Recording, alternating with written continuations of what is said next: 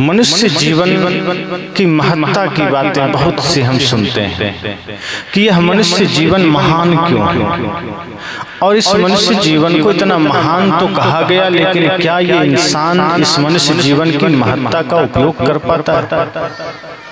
हम चौपाइयां पढ़ लेते हैं, बड़े भाग्य मानव तन पावा, सुर दुर्लभ सदग्रंथ ही गावा। अक्सर लोगों की जुबान पर यह चौपाई होती है कि ये मनुष्य शरीर इतना बड़ा है, इतना महान है कि यह देवताओं को भी दुर्लभ है, और देवता लोग भी तरसते हैं मनुष्य शरीर पाने को। अब पता नहीं देवता तरसते हैं कि नहीं, ये तो कोई नहीं बता पाएगा, क्योंकि देवता होते सामने तो पूछते, लेकिन अब देवता तो सामने नहीं है, कैसे पता चले? पर सच तो यह है कि यह शरीर जरूर कीमती है। जो सच्चाई है कि यह मनुष्य शरीर की महानता तो है। सोचिए, अगर मनुष्य शरीर के अलावा किसी और खानी में होते, कुत्ता बिल्ली सांप छुछुंदर में होते, तो क्या इतनी सुख सुविधाओं में होते? तो क्या इतने सारे साधनों के साथ होते? ठंडी लगती जहां मन तहां पड़े होते, जो खाने को मिलता खा रहे होते। उसमें भी अगर कुत्ता पालतू है तब तो सेवा हो जाती है, और कहीं फालतू है तो लोग डंडे मारकर ठंडी में भी भगा देते हैं, उसे वहां भी कुछ नहीं मिलता। जानवर अगर पालतू है तब तो थोड़ा घास फूस मिल भी जाएंगे, लेकिन यदि फालतू है तो कोई पूछने वाला नहीं। तो मनुष्य जीवन की महत्ता तो है कि आज हम सबको मनुष्य जीवन मिला है, ये महान अवसर तो है। लेकिन इस मनुष्य जीवन का हमने सार्थक उपयोग क्या किया है? जब से हमने जन्म लिया है तब से अब तक इस मनुष्य जीवन का क्या उपयोग किया? क्या यह मनुष्य जीवन सिर्फ खेलने खाने कमाने के लिए मिला है?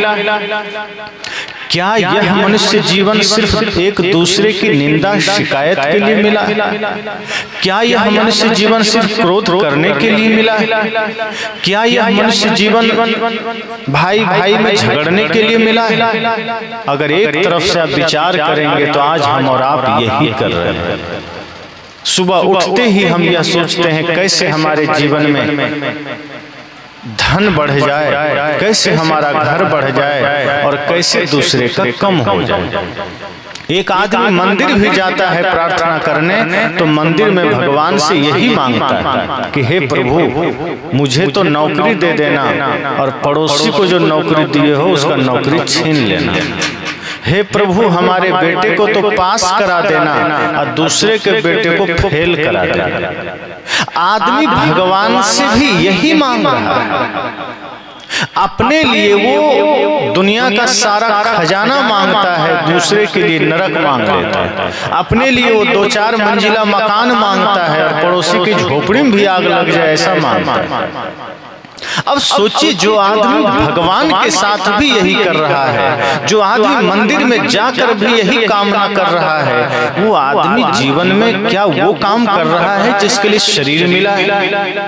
बड़े भाग्य मानुष तन पावा, क्या आप कह सकते हैं उस आदमी के लिए सच में ये बड़े भाग्य से मिला है? अगर यह शरीर बड़े भाग्य से मिला है, सौभाग्य से मिला है, तो सौभाग्य किसके लिए, सुंदर अवसर किसके लिए है? जो आदमी दूसरे पर दया करता है, जो आदमी करुणा करता है, जो आदमी दूसरे के दुख को देखकर द्रवित हो उठता है, जो भूखे को भोजन देता है, जो प्यासे को पानी देता है, जो भाई के साथ प्रेम का व्यवहार करता है, जो माता पिता में ही महादेव और माता पार्वती का दर्शन करता है, उसके लिए यह शरीर महत्वपूर्ण है, उसके लिए यह महान अवसर है। और जो आदमी ऐसा नहीं करता उसके लिए तो यह अभिशाप है, उसके लिए तो दुर्भाग्य है कि वो इस मनुष्य शरीर को पाया, जिस शरीर को पा करके भी वो दैत्य वाला काम कर रहा है, निशाचर वाला काम कर रहा है। सोचिए, जो आदमी किसी से घृणा कर रहा है, जो आदमी किसी से नफरत कर रहा है, जो आदमी किसी के लिए कांटे बो रहा है, जो आदमी भूखे को भोजन तक नहीं दे सकता, जो किसी प्यासे को पानी भी नहीं दे सकता, जो पड़ोसियों के लिए सुख की कामना नहीं कर सकता, क्या उसके लिए मनुष्य शरीर सौभाग्यशाली है? नहीं। मनुष्य शरीर, आपका शरीर सौभाग्यशाली तो तभी हो सकता है जब इस शरीर से आप पुण्य का काम करें, जब इस शरीर से आप धर्म का काम करें। और इसके लिए संत का संग जरूरी है, सत्संग में जाना जरूरी है। आज आदमी कहता है क्या करें, बड़ा व्यस्त है, काम, बाजार जाना है, खेत जाना है, नौकरी है, दुनिया है, संसार। हर किसी के लिए आदमी के पास टाइम है, पर जहाँ सत्संग की बात आती है, धर्म की बात आती है, आदमी कहता है क्या करें, टाइम नहीं। और ऐसा करते करते एक दिन मृत्यु सामने खड़ी होती है और मृत्यु कहती है अब चल, अब तेरे पास टाइम हो गया। तब आदमी कहता है 2 मिनट का समय दे दो, थोड़ा कुछ तो धर्म कर ले।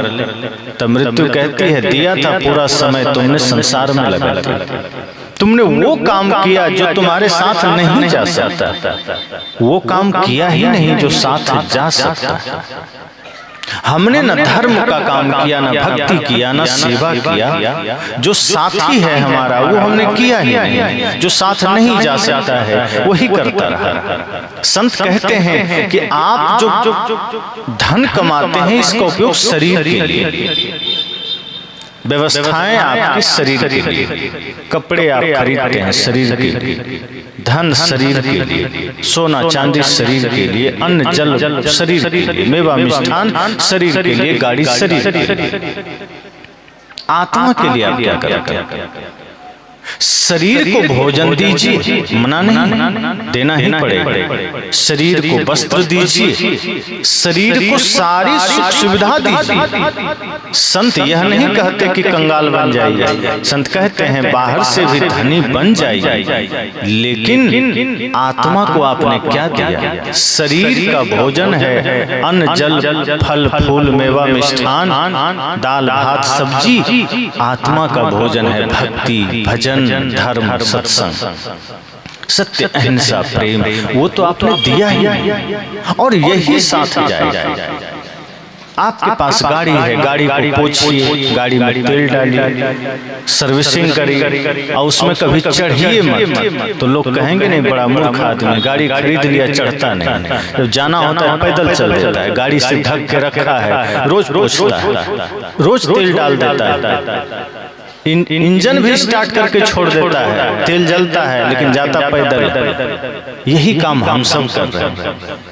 इस शरीर में भोजन डाल रहे हैं, इस शरीर भी तो गाड़ी, इस शरीर भी तो वाहन है ना। शरीर क्यों मिला है? संसार से पार होने के लिए, संसार रूपी सागर से भवसागर से कैसे पार हो, उसके लिए प्रकृति ने यह शरीर दिया है और हम शरीर के साथ भी वही कर रहे हैं, भोजन दे रहे हैं, कपड़ा दे रहे हैं, और संसार से पार होना है तो हम इसको छोड़ करके माया में हम इसका उपयोग क्यों नहीं करते? अगर हम शरीर का उपयोग सेवा में करें, अगर हम शरीर का उपयोग भक्ति में करें, शरीर का उपयोग दूसरों के दुख दर्द मिटाने में करें, शरीर का उपयोग राष्ट्र सेवा में करें, मानवता की सेवा में करें, तो समझ जाइए कि आप इस शरीर का सार्थक उपयोग कर रहे हैं। फिर तो बड़े भाग्य, मानुष तन पावा सफल हो गया। फिर तो यह सोचिए कि देवताओं को भी यह दुर्लभ हो जाएगा। लेकिन यदि हम गलत काम कर रहे हैं, छीना झपटी कर रहे हैं, माता पिता का दिल दुखा रहे हैं, भाई का दिल दुखा रहे हैं, पड़ोसी का दिल दुखा रहे हैं, पुत्र को सही संस्कार नहीं दे रहे हैं, तब फिर बड़े दुर्भाग्य से मानुष तन पावा हो जाएगा। फिर तो दुर्भाग्य से मनुष्य शरीर मिल गया जिसका उपयोग हम कर नहीं पाए, जिसका सदुपयोग नहीं कर पाए। इसलिए मैंने कहा कि सत्संग जरूरी है।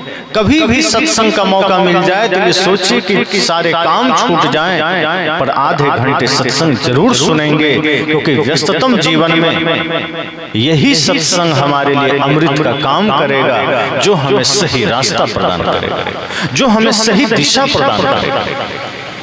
यदि हम सत्संग से दूर हो गए, संत से दूर हो गए, तो समझना आप जीवन से दूर हो गए, आप अमृत से दूर हो गए।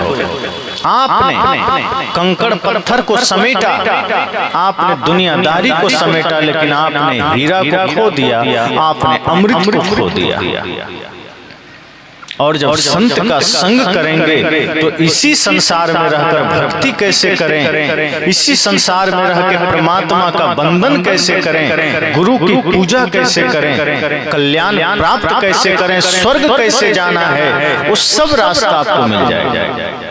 संत हमें सारी युक्ति बता देते हैं।